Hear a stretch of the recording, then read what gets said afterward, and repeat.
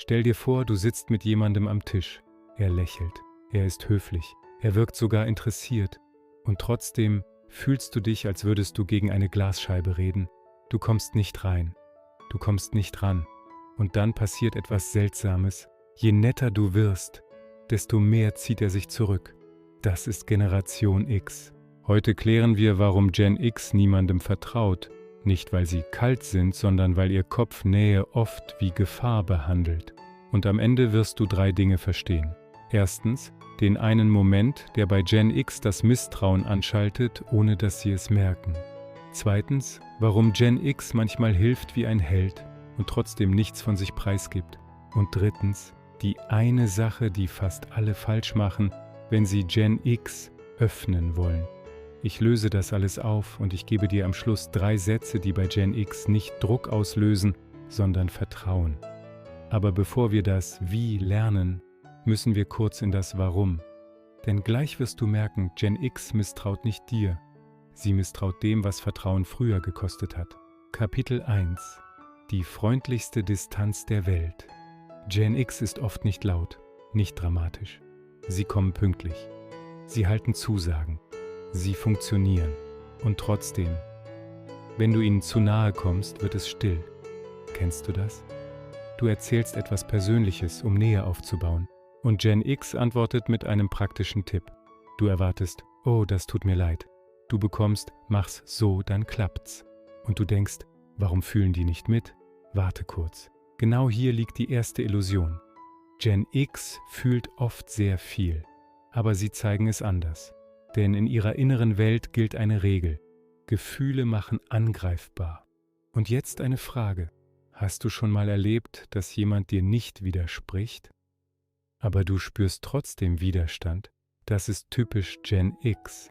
Nicht, weil sie manipulieren, sondern weil sie Konflikte nicht über Emotionen lösen, sondern über Distanz. Alle denken, die sind einfach misstrauisch. Aber das klingt wie ein Charakterfehler.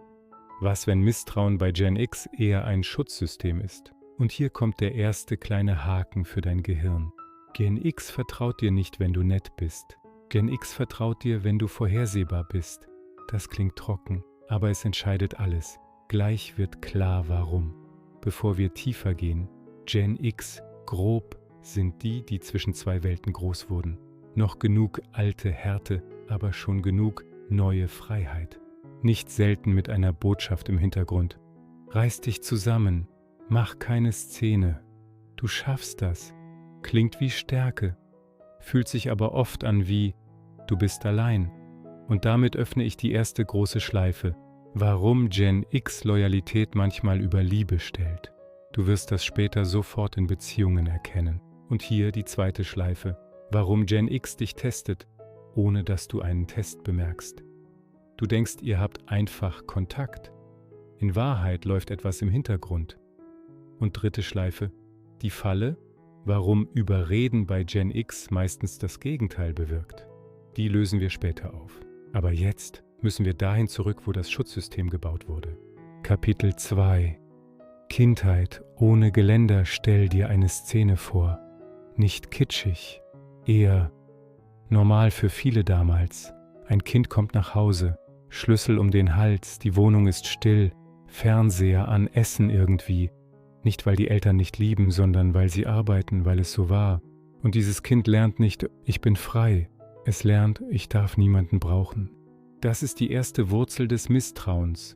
Wenn Hilfe nicht zuverlässig kommt, dann fühlt sich Hilfe später nicht wie Wärme an. Sie fühlt sich an wie eine Schuld oder ein Risiko.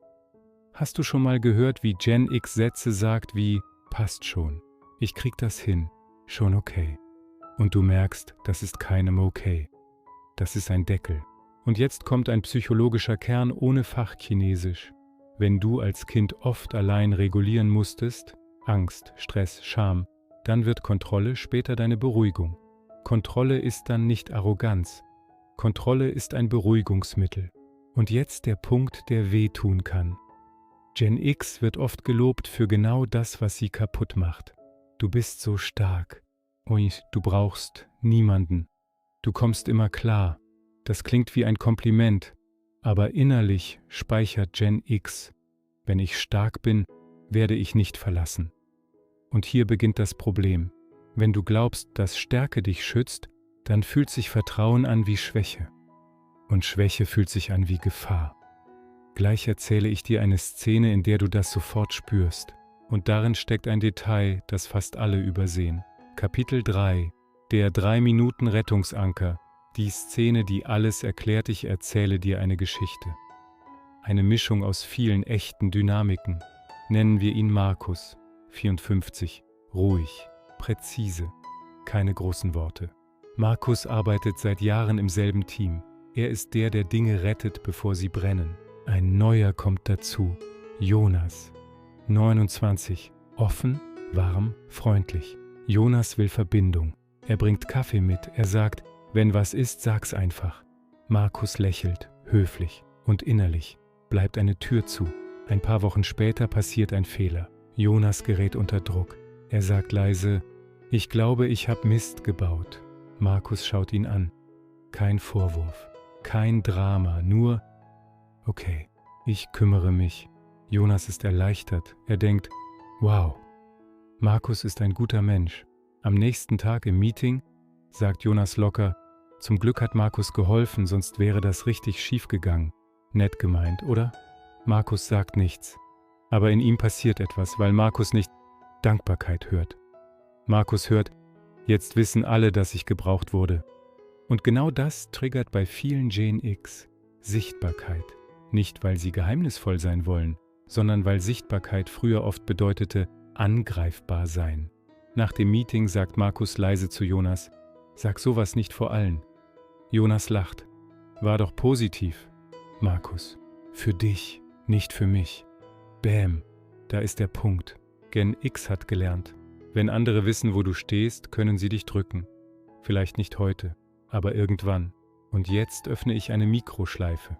Gleich erkläre ich dir, warum Gen X ausgerechnet dann misstrauisch wird, wenn du besonders nett bist. Ja, Nettigkeit kann bei Gen X Alarm auslösen. Gleich.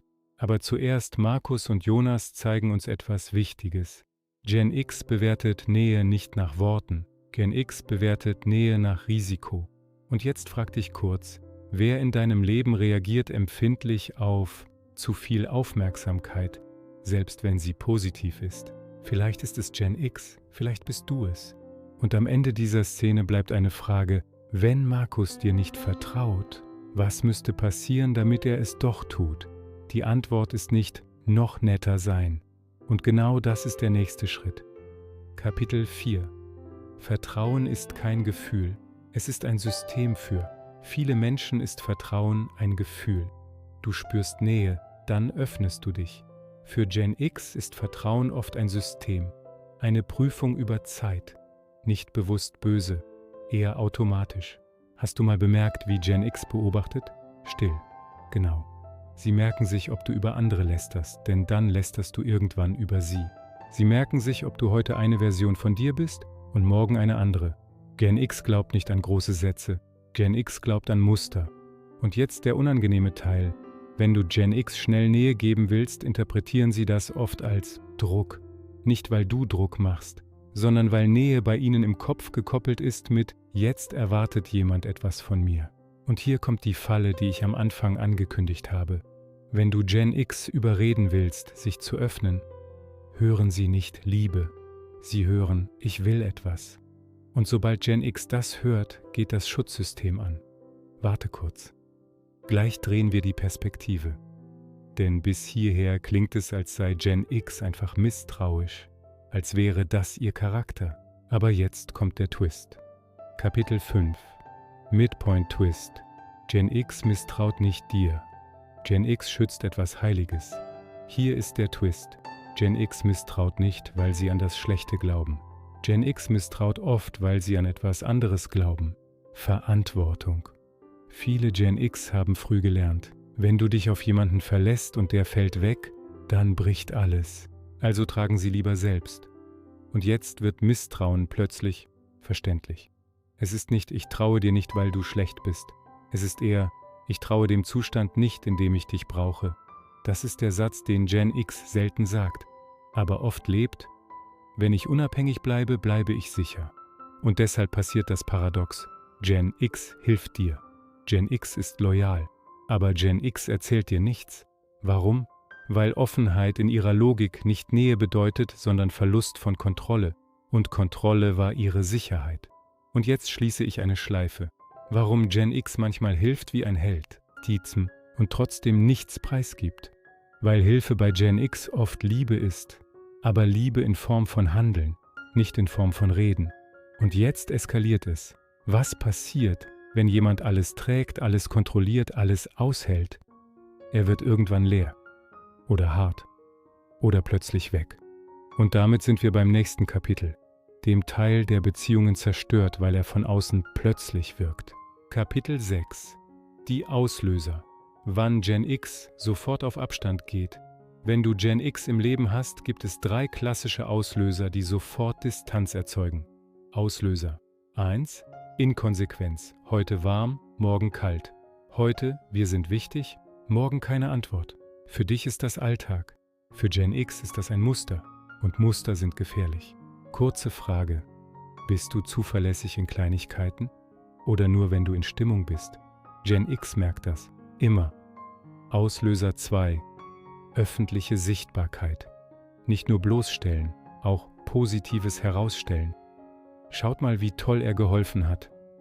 Für viele Gen X ist das nicht Ehre, das ist Alarm, weil Sichtbarkeit früher oft Risiko bedeutete. Auslöser 3. Emotionale Überwältigung. Wenn du zu schnell zu nah kommst. Wenn du willst, dass sie jetzt darüber reden. Wenn du Druck machst mit Gefühlen. Gen X reagiert oft wie auf Lärm. Sie ziehen sich innerlich zurück. Und jetzt die entscheidende Unterscheidung. Gen X ist nicht gegen Gefühle. Gen X ist gegen Gefühle, die sie steuern. Oder gegen Situationen, in denen Gefühle als Waffe benutzt werden könnten. Und du spürst vielleicht, okay, das ist kompliziert. Wie baut man dann Vertrauen auf? Jetzt kommt der Teil, den du wirklich brauchst. Und ich verspreche dir, es ist einfacher, als es klingt, aber es braucht Geduld. Kapitel 7. Wie Gen X Vertrauen wirklich aufbaut und warum es so leise ist. Gen X baut Vertrauen leise auf. Nicht über Worte, über Wiederholung. Das Fundament heißt, Grenzen respektieren, ohne beleidigt zu sein. Wenn du Grenzen respektierst und trotzdem stabil bleibst, passiert etwas Seltenes. Gen X entspannt minimal. Denn Gen X sucht etwas, das sie selten hatten. Jemanden, der nicht nimmt, nicht drückt, nicht fordert. Jemanden, der bleibt, ohne zu klammern. Und jetzt löse ich die Mikroschleife, warum Gen X manchmal misstrauisch wird, wenn du besonders nett bist. Weil besonders nett in ihrer Erfahrung manchmal eine Strategie war, nett sein, bis man bekommt, was man will. Und danach Abstand. Gen X fragt also nicht, bist du nett? Gen X fragt, bleibst du nett, wenn du nichts bekommst? Und hier ist die Sache, die fast alle übersehen, die 3. große Schleife. Gen X öffnet sich nicht durch Überzeugung. Gen X öffnet sich durch Sicherheit. Und Sicherheit entsteht durch gleiches Verhalten über Zeit, Respekt für Grenzen und keine Schuldspiele. Noch etwas Praktisches. Gen X vertraut dir oft zuerst mit etwas Praktischem, nicht mit etwas Emotionalem. Sie geben dir eine kleine Verantwortung. Kannst du das übernehmen? Oder sie lassen dich eine Kleinigkeit wissen, die sie sonst niemandem sagen. Wenn du das respektierst, nicht ausnutzt, nicht breitrittst, entsteht Vertrauen. Wie ein Schloss, das man nicht knackt, sondern langsam öffnet. Und trotzdem gibt es Momente, in denen Gen X plötzlich komplett abbricht. Und das wirkt für Außenstehende wie, was ist denn jetzt los? Das ist das nächste Kapitel. Kapitel 8. Warum Gen X plötzlich den Kontakt abbricht. Gen X bricht selten in Etappen. Sie warnen nicht mit großen Emotionen. Sie diskutieren nicht endlos. Sie registrieren, sie speichern, sie hoffen. Und irgendwann ist Schluss. Von außen wirkt es plötzlich. Von innen war es oft Monate, manchmal Jahre. Warum so radikal? Weil Gen X, wenn sie einmal investieren, nicht ein bisschen investieren. Sie investieren still, aber tief. Und wenn dieses Fundament bricht, sagt ihr Nervensystem nie wieder. Kontaktabbruch ist dann oft keine Rache. Es ist Medizin, Distanz als Schmerzmittel. Und hier ist der Punkt, den viele übersehen. Gen X hat oft nicht gelernt, früh zu verhandeln, früh Grenzen zu kommunizieren, früh zu sagen, das verletzt mich. Sie sind stark, bis sie es nicht mehr sind. Und wenn du das verstanden hast, kannst du es verhindern. Nicht immer, aber oft. Denn jetzt kommen die 3 Sätze, die du im Alltag nutzen kannst, um Nähe zu ermöglichen, ohne Druck zu erzeugen. Kapitel 9. 3 Sätze, die bei Gen X nicht Druck auslösen, sondern Vertrauen. Hier sind die versprochenen 3 Sätze. Kurz, klar, ohne Drama. Satz 1: Du musst mir nichts erklären. Ich bin da, wenn du willst. Warum das wirkt? Kein Anspruch, kein Druck, nur Angebot. Satz 2: Sag mir, was für dich funktioniert. Ich passe mich an. Warum das wirkt? Du respektierst Kontrolle, ohne zu kämpfen. Für Gen X ist das Sicherheit. Satz 3: Ich verspreche dir nichts Großes, aber ich bin zuverlässig im Kleinen. Warum das wirkt? Das ist Gen X-Sprache, nicht Romantik, Muster. Und jetzt der wichtigste Zusatz: Sag diese Sätze nicht, um etwas zu bekommen. Sag sie, weil du sie meinst. Denn Gen X merkt den Unterschied, früher als du denkst. Und damit schließe ich die offenen Schleifen. Schleife 1: Der Moment, der Misstrauen anschaltet, nicht du bist böse, sondern du wirst unvorhersehbar. Oder du machst Nähe zu schnell, zu groß. Dann geht das System an. Schleife 2: Warum Gen X hilft, aber nichts erzählt. Weil Handeln ihre Sprache ist. Reden war oft Risiko. Schleife 3: Die Sache, die alle falsch machen. Sie versuchen zu überzeugen. Aber Gen X braucht nicht Überzeugung. Gen X braucht Sicherheit über Zeit. Und jetzt bleibt noch eine letzte Sache. Das Gefühl nach dem Video. Dieses Aha. Dieses Jetzt verstehe ich es. Denn das ist der Punkt. Misstrauen ist oft kein Angriff. Es ist ein Schild. Und unter diesem Schild sitzt oft jemand, der sehr früh gelernt hat, dass niemand kommt. Wenn du das einmal siehst, willst du Gen X nicht mehr reparieren. Du willst sie verstehen. Und Verständnis ist manchmal der erste Schritt zu echtem Vertrauen. Und wenn du jetzt denkst, okay, aber warum nehmen sie dann keine Hilfe an? Genau darüber geht Folge 2. Denn Gen X sagt oft nicht Nein zur Hilfe. Sie sagt Nein zur Abhängigkeit. Wenn du das verstehst, wirst du sie völlig anders behandeln. Nächste Folge: Warum Generation X keine Hilfe annimmt. Vielleicht sehen wir uns nie wieder. Abonnier den Kanal, damit du uns nicht verlierst.